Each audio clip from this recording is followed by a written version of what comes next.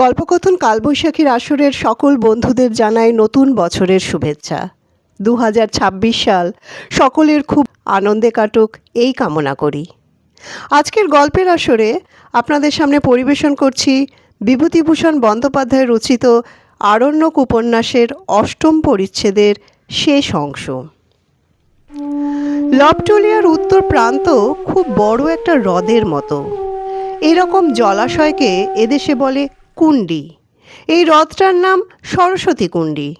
সরস্বতী কুণ্ডির পাড়ের 3 দিকে নিবিড় বন। এ ধরনের বন আমাদের মহালে বা লবটলিয়াতে নাই। এ বনে বড় বড় বনস্পতিদের নিবিড় সমাবেশ। জলের সান্নিধ্যবশতই হোক বা যে জন্যেই হোক, বনের তলদেশে নানা বিচিত্র লতাপাতা বন্যপুষ্পের ভিড়। এই বন বিশাল সরস্বতী কুণ্ডির নীল জলকে 3 দিকে অর্ধচন্দ্রাকারে ঘিরিয়া রাখিয়াছে।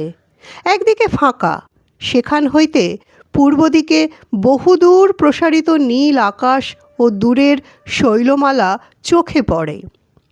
সুতরাং পূর্ব পশ্চিম কোণের তীরের কোনো এক জায়গায় বসিয়া দক্ষিণ ও বাম দিকে চাহিয়া দেখিলে সরস্বতী কুণ্ডির সৌন্দর্যের অপূর্বতা ঠিক বোঝা যায়। বামে চাহিলে গভীর হইতে গভীরতর বনের মধ্যে দৃষ্টি চলিয়া গিয়া ঘন নিবিড় শ্যামলতার মধ্যে নিজেকে নিজে হারাইয়া ফেলি। দক্ষিণে চাহিলে স্বচ্ছ নীল জলের ওপারে সুদূর বিসর্পী আকাশ ও অস্পষ্ট শৈলমালার ছবি মনকে বেলুনের মতো ফুলাইয়া পৃথিবীর মাটি হইতে উড়াইয়া লইয়া চলে। এখানে একখানা শিলাখণ্ডের উপর কতদিন গিয়া একা বসিয়া থাকিতাম। কখনো বনের মধ্যে দুপুরবেলা আপন মনে বেড়াইতাম। কতক বড় বড় গাছের ছায়ায় বসিয়া পাখির কুজন শুনিতাম।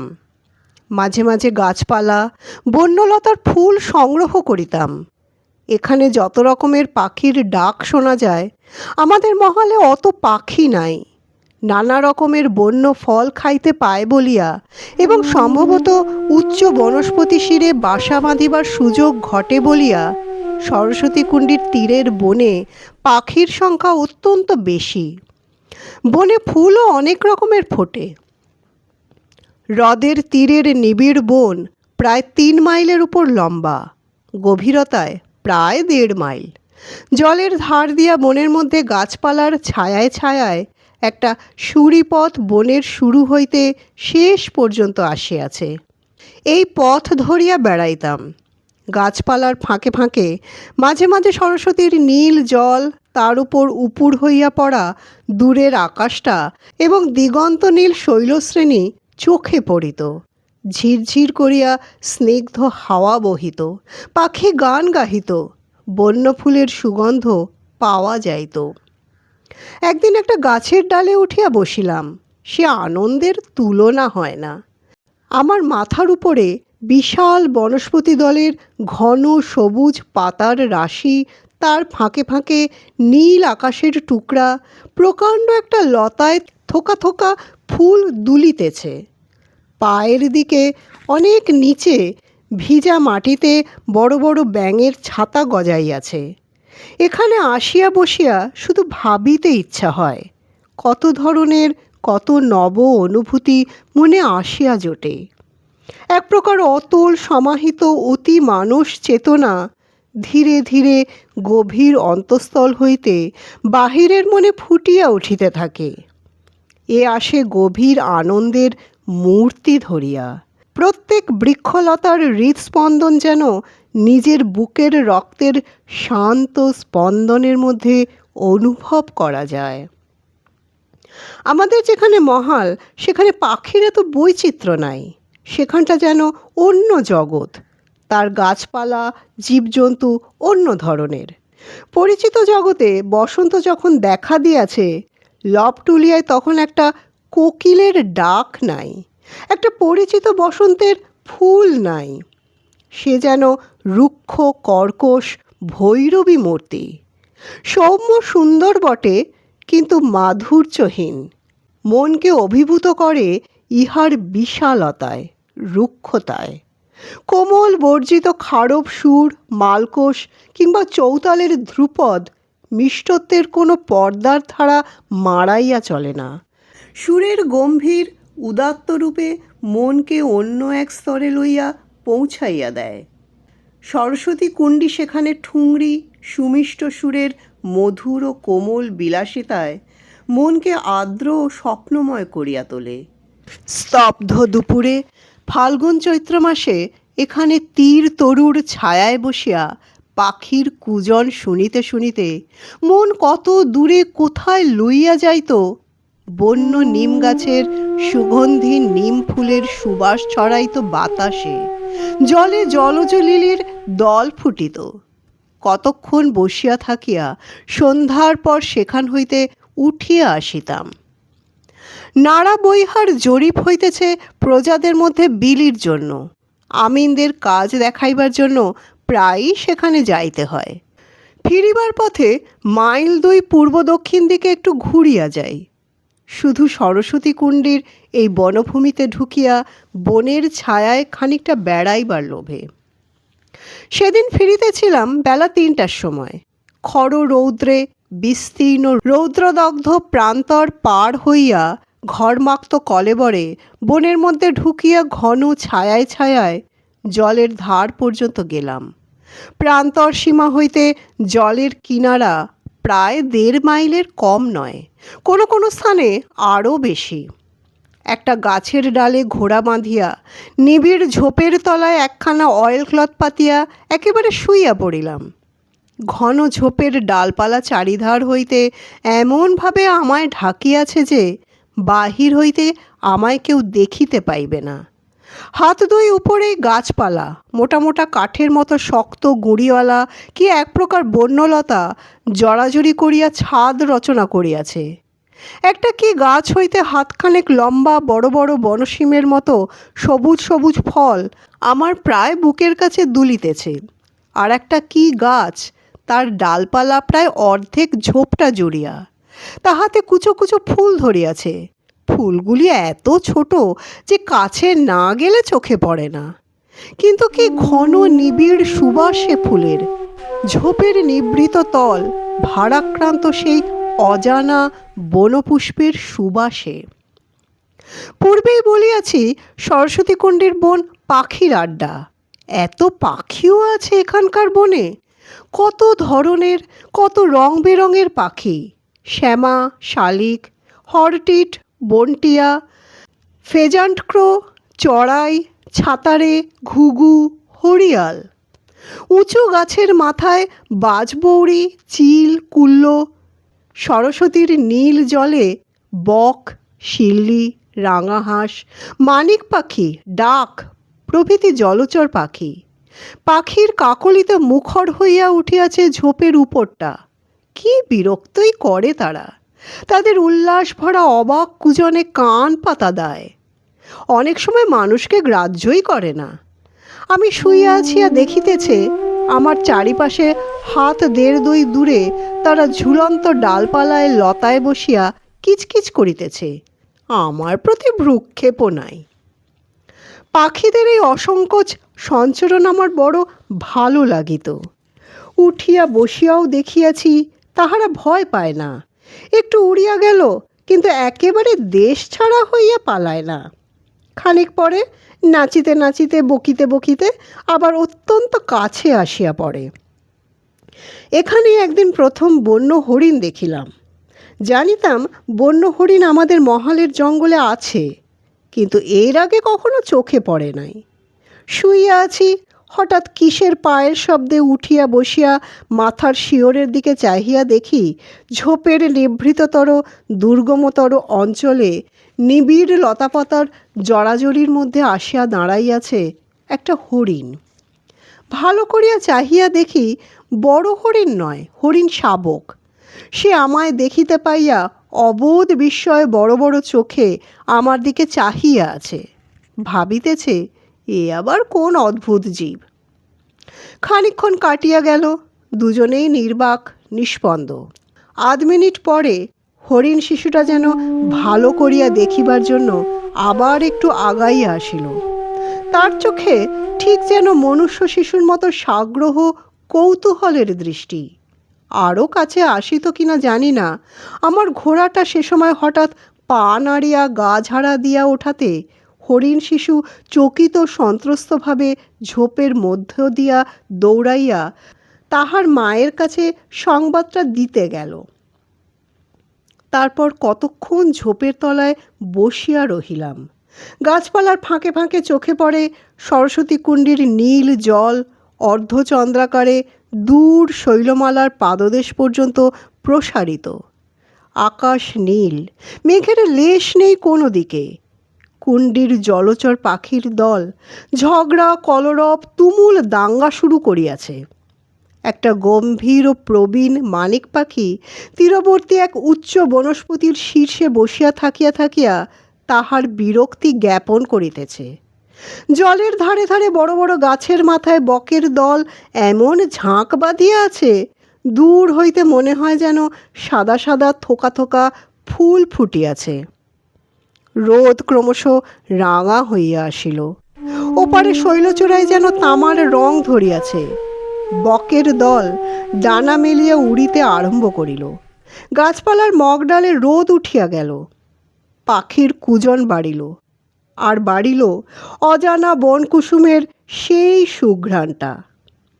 অপরাহ্নের ছায়ায় গন্ধটা যেন আরও ঘন, আরও সুমিষ্ট হইয়া উঠিয়াছে। একটা বেজি খানিক দূর হইতে মাথা উঁচু করিয়া আমার দিকে এক দৃষ্টে চাহিয়া দেখিতেছে।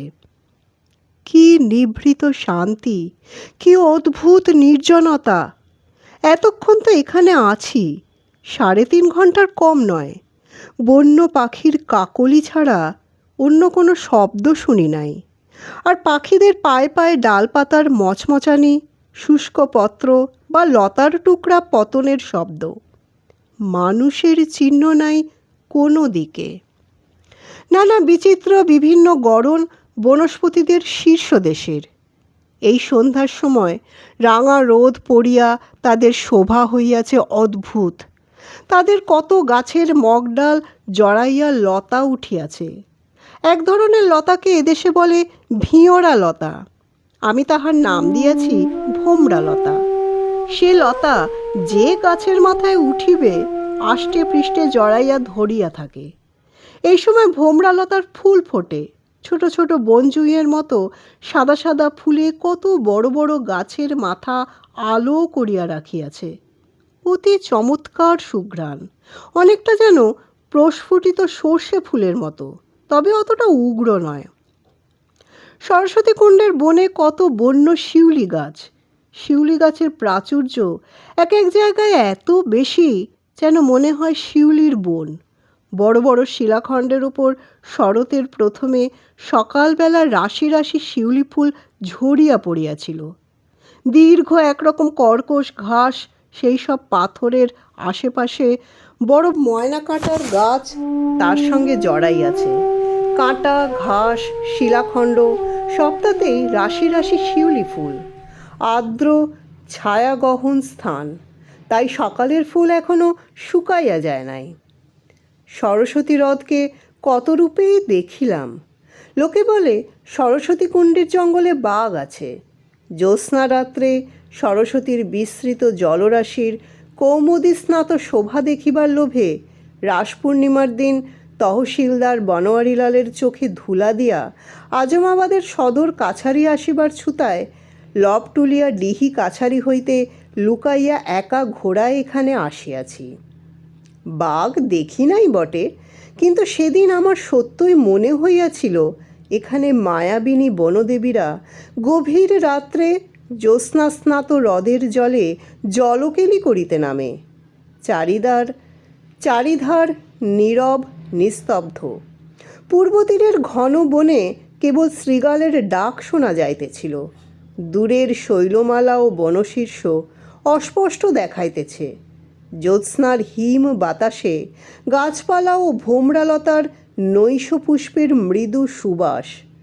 আমার সামনে বন ও পাহাড়ে বেষ্টিত নিস্তরঙ্গ বিস্তীর্ণ হ্রদের বুকে হৈমন্তী পূর্ণিমার থই থই জ্যোৎস্না, পরিপূর্ণ ছায়াহীন, জলের উপর পড়া ক্ষুদ্র ক্ষুদ্র বীচিমালায় প্রতিফলিত হওয়া অপার্থিব দেবলোকের জ্যোৎস্না। ভোমরালতার সাদা ফুলে ছাওয়া বড় বড় বনস্পতি শীর্ষে জ্যোৎস্না পড়িয়া মনে হইতেছে গাছে গাছে পরিদের শুভ্র বস্ত্র উড়িতেছে। আরেক ধরনের পোকা একঘেয়ে ডাকিতেছিল, ঝিঝি পোকার মতোই।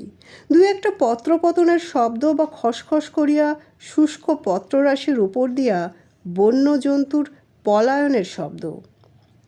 বনদেবীরা আমরা থাকিতে তো আর আসে না, কত গভীর রাত্রে আসে কে জানে। আমি বেশি রাত পর্যন্ত হিম সহ্য করিতে পারি নাই। ঘণ্টাখানেক থাকিয়াই ফিরি।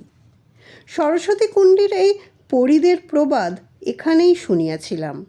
শ্রাবণ মাসে একদিন আমাকে উত্তর সীমানার জরিপের ক্যাম্পে রাত্রি যাপন করিতে হয়। আমার সঙ্গে ছিল আমিন রঘুবর প্রসাদ। সে আগে গভর্নমেন্টের চাকুরি করিয়াছে। মোহনপুরা রিজার্ভ ফরেস্ট ও এ অঞ্চলের বনের সঙ্গে তার 25-30 বছরের পরিচয়। তাহার কাছে সরস্বতী কুণ্ডীর কথা তুলিতেই সে বলিল, হুজুর, ও মায়ার কুণ্ডি, ওখানে রাত্রে হুড়ি পড়িরা নামে। জ্যোৎস্না রাত্রে তারা কাপড় খুলে রাখে ডাঙায় ওই সব পাথরের উপর, রেখে জলে নামে। সে সময় যে তাদের দেখতে পায় তাকে ভুলিয়ে জলে নামিয়ে ডুবিয়ে মারে। জ্যোৎস্নাদের মধ্যে দেখা যায় মাঝে মাঝে পরীদের মুখ জলের উপর পদ্ম ফুলের মতো জেগে আছে। আমি দেখিনি কখনো।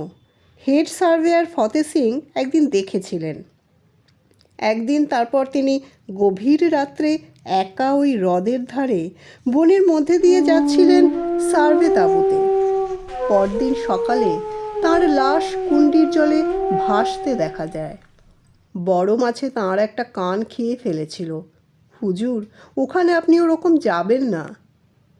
এই সরস্বতী কুণ্ডীর ধারে একদিন দুপুরে এক অদ্ভুত লোকের সন্ধান পাইলাম। সার্ভে ক্যাম্প হইতে ফিরিবার পথে একদিন হ্রদের তীরের বনপথ দিয়া আস্তে আস্তে আসিতেছি। বনের মধ্যে দেখি একটি লোক মাটি খুঁড়িয়া কি যেন করিতেছে। প্রথমে ভাবিলাম লোকটা ভুঁই কুমড়া তুলিতে আসিয়াছে। ভুঁই কুমড়া লতা জাতীয় উদ্ভিদ।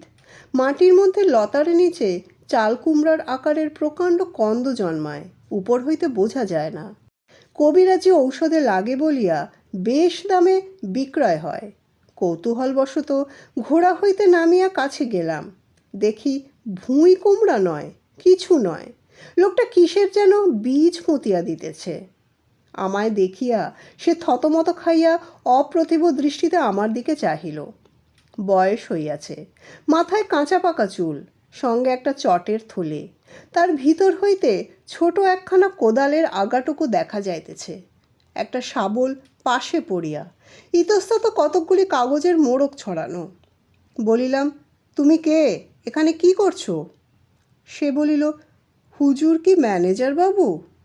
হ্যাঁ, তুমি কে? নমস্কার, আমার নাম যুগল প্রসাদ। আমি আপনাদের লবটুলিয়ার পাটোয়ারি বনোয়ারি লালের চাচাতো ভাই।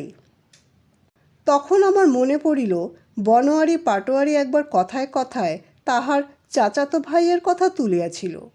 উঠাইবার কারণ, আজমাবাদের সদর কাছারিতে, অর্থাৎ আমি যেখানে থাকি সেখানে একজন মুহুরির পদ খালি ছিল।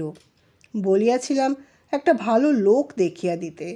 বনোয়ারি দুঃখ করিয়া বলিয়াছিল, লোক তো তাহার সাক্ষাৎ চাচাতো ভাইই ছিল, কিন্তু লোকটা অদ্ভুত মেজাজের, একরকম খামখেয়ালি উদাসীন ধরনের। নইলে কায়েথি হিন্দিতে অমন হস্তাক্ষর, অমন পড়ালেখার এলেম এই অঞ্চলের বেশি লোকের নেই। জিজ্ঞাসা করিয়াছিলাম, কেন, সে কি করে?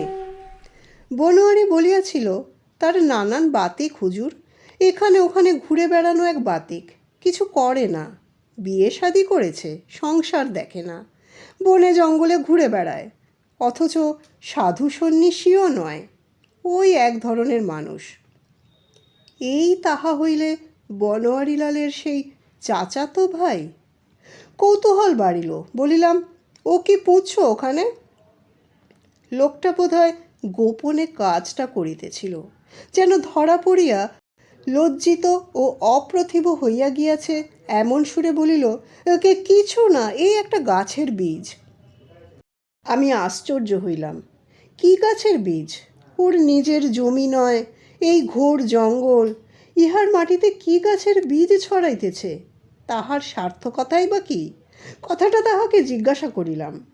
বলিল, অনেক রকম বীজ আছে হুজুর। পূর্ণিয়ায় দেখেছিলাম একটা সাহেবের বাগানে ভারী চমৎকার বিলিতি লতা, বেশ রাঙা রাঙা ফুল, তারই বীজ। আরও অনেক রকম বনের ফুলের বীজ আছে, দূর দূর থেকে সংগ্রহ করে এনেছি। এখানকার জঙ্গলে ওসব লতা ফুল নেই, তাই পুঁতে দিচ্ছি। গাছ হয়ে 2 বছরের মধ্যে ঝাড় বেঁধে যাবে, বেশ দেখাবে। লোকটার উদ্দেশ্য বুঝিয়া তাহার উপর আমার শ্রদ্ধা হইল। লোকটা সম্পূর্ণ বিনা স্বার্থে একটা বিস্তৃত বন্যভূমির সৌন্দর্য বৃদ্ধি করিবার জন্য নিজের পয়সা ও সময় ব্যয় করিতেছে, যে বনে তাহার নিজের ভূসত্ত্ব কিছুই নাই। কি অদ্ভুত লোকটা! যুগলপ্রসাদকে ডাকিয়া এক গাছের তলায় দুজনে বসিলাম। সে বলিল, আমি এর আগেও এ কাজ করেছি হুজুর। লবটুলিয়াতে যত বনের ফুল দেখেন, ফুলের লতা দেখেন, ওসব আমি আজ 10-12 বছর আগে কতক পূর্ণিয়ার বন থেকে, কতক দক্ষিণ ভাগলপুরের লক্ষ্মীপুর এস্টেটের পাহাড়ি জঙ্গল থেকে এনে লাগিয়েছিলাম। এখন একেবারে ওসব ফুলের জঙ্গল বেঁধে গিয়েছে। তোমার কি এ কাজ খুব ভালো লাগে? লবটুলিয়া বৈহারের জঙ্গলটা ভারী চমৎকার জায়গা। এইসব ছোটোখাটো পাহাড়ের গায়ে কি এখানকার বনে ঝোপে নতুন নতুন ফুল ফোটাবো, এ আমার বহুদিনের শখ। কি ফুল নিয়ে আসতে? কি করে আমার এদিকে মন গেল তা একটু আগে হুজুরকে বলি। আমার বাড়ি ধরমপুর অঞ্চলে। আমাদের দেশে বুনো ভান্ডির ফুল একেবারেই ছিল না। আমি মহিষ চড়িয়ে বেড়াতাম ছেলেবেলায় কুশি নদীর ধারে ধারে, আমার গাঁ থেকে 10-15 ক্রোশ দূরে। সেখানে দেখতাম বনে জঙ্গলে মাঠে বুনো ভান্ডির ফুলের বড় শোভা। সেখান থেকে বীজ নিয়ে গিয়ে দেশে লাগাই। এখন আমাদের অঞ্চলের পথের ধারে বন ঝোপে কি লোকের বাড়ির পেছনে পোড়ো জমিতে ভান্ডির ফুলের একেবারে জঙ্গল। সেই থেকে আমার এই দিকে মাথা গেল, যেখানে যে ফুল নেই সেখানে সেই ফুল গাছ লতা নিয়ে পুঁতব, এই আমার শখ। সারা জীবন ওই করে ঘুরেছি, এখন আমি ও কাজে ঘুণ হয়ে গেছি। যুগলপ্রসাদ দেখিলাম এদেশের বহু বনের ফুল ও সুদৃশ্য বৃক্ষলতার খবর রাখে। এ বিষয়ে সে যে একজন বিশেষজ্ঞ তাহাতে আমার কোনো সন্দেহ রহিল না। বলিলাম, তুমি এরিস্ট্রোলোকিয়া লতা চেনো? তাহাকে ফুলের গড়ন বলিতেই সে বলিল, হংসলতা, হাঁসের মতো চেহারার ফুল হয়তো। ও তো এদেশের গাছ নয়, পাটনায় দেখেছি বাবুদের বাগানে। তাহার জ্ঞান দেখিয়া আশ্চর্য হইতে হয়। নিছক সৌন্দর্যের এমন পূজারি বা কটা দেখিয়াছি। বনে বনে ভালো ফুল ও লতার বীজ ছড়াইয়া তাহার কোনো স্বার্থ নাই, 1 পয়সা আয় নাই, নিজে সে নিতান্তই গরিব। অথচ শুধু বনের সৌন্দর্য সম্পদ বাড়াইবার চেষ্টায় তার এই অক্লান্ত পরিশ্রম ও উদ্বেগ। আমায় বলিল, সরস্বতী কুণ্ডের মতো চমৎকার বন এ অঞ্চলে কোথাও নেই বাবুজি। কত গাছপালা যে আছে, আর কি দেখেছেন জলের শোভা। আচ্ছা, আপনি কি বিবেচনা করেন এতে পদ্ম হবে পুঁতে দিলে? ধরমপুরের পাড়াগাঁ অঞ্চলে পদ্ম আছে অনেক পুকুরে, ভাবছিলাম গেঁড় এনে পুঁতে দেব। আমি তাহাকে সাহায্য করিতে মনে মনে সংকল্প করিলাম। দুজনে মিলিয়া এ বনকে নানা নতুন বনের ফুলে লতায় গাছে সাজাইব।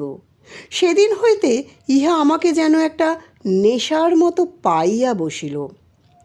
যুগলপ্রসাদ খাইতে পায় না, সংসারে বড় কষ্ট, ইহা আমি জানিতাম। সদরে লিখিয়া তাহাকে 10 টাকা বেতনে একটা মুহুরির চাকুরি দিলাম আজমাবাদ কাছারিতে। সেই বছরে আমি কলিকাতা হইতে সাটনের বিদেশি বন্য পুষ্পের বীজ আনিয়া ও ডুয়ার্সের পাহাড় হইতে বন্য জুঁইয়ের লতার কাটিং আনিয়া যথেষ্ট পরিমাণে রোপণ করিলাম সরস্বতী হ্রদের বনভূমিতে। কি আহ্লাদ ও উৎসাহ যুগলপ্রসাদের! আমি তাহাকে শিখাইয়া দিলাম এই উৎসাহ আনন্দ যেন সে কাছারির লোকের কাছে প্রকাশ না করে। তাহাকে তো লোকে পাগল ভাবিবেই, সেই সঙ্গে আমাকেও বাদ দিবে না। পরবৎসর বর্ষার জলে আমাদের রোপিত গাছ ও লতার ঝাড় অদ্ভুতভাবে বাড়িয়া উঠিতে লাগিল। হ্রদের তীরের জমি অত্যন্ত উর্বর। গাছপালাগুলিও যাহা পুঁতিয়াছিলাম এদেশের আবহাওয়ার উপযোগী। কেবল সাটনের বীজের প্যাকেট লইয়া গোলমাল বাঁধিয়াছিল। প্রত্যেক প্যাকেটের উপর তাহারা ফুলের নাম ও কোন কোন স্থলে এক লাইনে ফুলের সংক্ষিপ্ত বর্ণনাও দিয়াছিল। ভালো রং ও চেহারা বাছিয়া বাছিয়া যে বীজগুলি লাগাইলাম তাহার মধ্যে হোয়াইট বিম ও রেড ক্যাম্পিয়ন এবং স্টিচ ওয়াট অসাধারণ উন্নতি দেখাইল। ফক্সগ্লাভ ও উড অ্যানিমন মন্দ হইল না, কিন্তু অনেক চেষ্টা করিয়াও ডগরোজ বা হানিসকলের চারা বাঁচাইতে পারা গেল না। হলদে ধুতুরো জাতীয় এক প্রকার গাছ হ্রদের ধারে ধারে পুঁতিয়াছিলাম। খুব শীঘ্রই তাহার ফুল ফুটিল। যুগলপ্রসাদ পূর্ণিয়ার জঙ্গল হইতে বন্য বয়রা লতার বীজ আনিয়াছিল। চারা বাহির হইবার 7 মাসের মধ্যেই দেখি কাছাকাছি অনেক ঝোপের মাথা বয়রা লতায় ছাইয়া যাইতেছে। বয়রা লতার ফুল যেমন সুদৃশ্য, তেমনি তাহার মৃদু সুবাস। হেমন্তের প্রথমে একদিন দেখিলাম বয়রা লতায় অজস্র কুঁড়ি ধরিয়াছে। যুগলপ্রসাদকে খবরটা দিতেই সে কলম ফেলিয়া আজমাবাদ কাছারি হইতে 7 মাইল দূরবর্তী সরস্বতী হ্রদের তীরে প্রায় দৌড়িতে দৌড়িতেই আসিল। আমায় বলিল, লোকে বলেছিল হুজুর বয়রা লতা জন্মাবে, বাড়বেও বটে, কিন্তু ওর ফুল ধরবে না। সব লতায় নাকি ফুল ধরে না। দেখুন কেমন কুঁড়ি এসেছে। হ্রদের জলে ওয়াটারক্রফট বলিয়া এক প্রকার জলজ ফুলের গেঁড় পুঁতিয়াছিলাম। সে গাছ হু হু করিয়া এত বাড়িতে লাগিল যে যুগলপ্রসাদের ভয় হইল জলে পদ্মের স্থান বুঝি ইহারা বেদখল করিয়া ফেলে। বোগেনভিলিয়া লতা লাগাইবার ইচ্ছে ছিল, কিন্তু শহরের শৌখিন পার্ক বা উদ্যানের সঙ্গে এতই ওর সম্পর্কটা জড়ানো যে আমার ভয় হইল সরস্বতী কুণ্ডির বনে ফুলে ভরা বোগেনভিলিয়ার ঝোপ ইহার বন্য আকৃতি নষ্ট করিয়া ফেলিবে। যুগলপ্রসাদেরও এসব বিষয় মত আমার ধরনের, সেও বারণ করিল। অর্থ ব্যয়ও কম করি নাই। একদিন গণরি তেওয়ারির মুখে শুনিলাম কারো নদীর ওপারে জয়ন্তী পাহাড়ের জঙ্গলে এক প্রকার অদ্ভুত ধরনের বন্য পুষ্প হয়। ওদেশে তার নাম দুধিয়া ফুল। হলুদ গাছের মতো পাতা, অত বড়ই গাছ, খুব লম্বা একটা ডাঁটা ঠেলিয়া উঁচু দিকে 3-4 হাত ওঠে। একটা গাছে 4-5টা ডাঁটা হয়। প্রত্যেক ডাঁটায় 4টি করিয়া হলদে রঙের ফুল ধরে। দেখিতে খুব ভালো তো বটেই, ভারী সুন্দর তার সুবাস। রাত্রে অনেক দূর পর্যন্ত সুগন্ধ ছড়ায়। সে ফুলের একটা গাছ যেখানে একবার জন্মায়, দেখিতে দেখিতে এত হু হু করিয়া বংশবৃদ্ধি হয় যে 2-3 বছরে রীতিমতো জঙ্গল বাঁধিয়া যায়। শুনিয়া পর্যন্ত আমার মনের শান্তি নষ্ট হইল। ওই ফুল আনিতেই হইবে। গণরি বলিল, বর্ষাকাল ভিন্ন হইবে না, গাছের গেঁড় আনিয়া পুঁতিতে হয়, জল না পাইলে মরিয়া যাইবে। পয়সা কড়ি দিয়া যুগলপ্রসাদকে পাঠাইলাম। সে বহু অনুসন্ধানে জয়ন্তী পাহাড়ের দুর্গম জঙ্গল হইতে 10-12 গন্ডা গেঁড় জোগাড় করিয়া আনিল। গল্পকথন কালবৈশাখীর আসরের আজকের পর্বটি কেমন লাগলো তা জানাতে ভুলবেন না। ভালো লাগলে লাইক ও শেয়ার করে নেবেন, সাথে সাথে আমাদের চ্যানেলটি সাবস্ক্রাইব করে নেবেন। আবার আসবো অন্য একদিন অন্য আরেকটি পর্ব নিয়ে। ধন্যবাদ।